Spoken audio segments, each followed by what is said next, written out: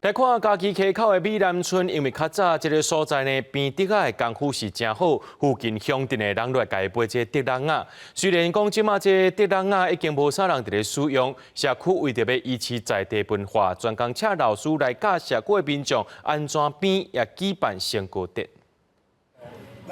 社区的长辈哪听竹编老师教的美感，哪动手来做。嘉义县溪口乡美南村开办竹编的课程，教社区民众要透过社区的力量，甲较早在地竹编的传统工艺继续来传承。我本身就是有一种迄个棉线的编织啊，因为这竹编我较唔捌参与，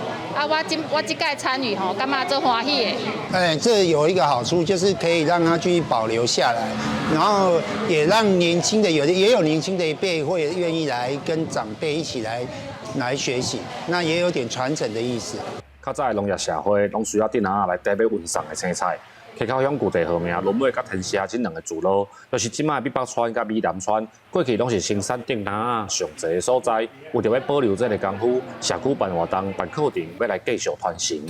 毕竟社区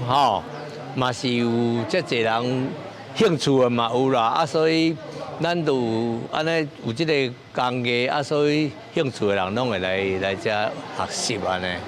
找到以前细汉的记忆，因为阮以前细汉拢从来拢是去做这竹笼啊，会使去想到以前要来去起这笼底的回忆安尼。伫过去，竹仔透过竹编的加工，会当加做真侪生活上的工具。时代的进步，竹编嘛为工具豆豆改变做生活的艺术品。社区推广竹编，唔但保留地方的技艺文化，嘛要替庄脚发展找找新的机会。记者李慧婷，嘉义报道。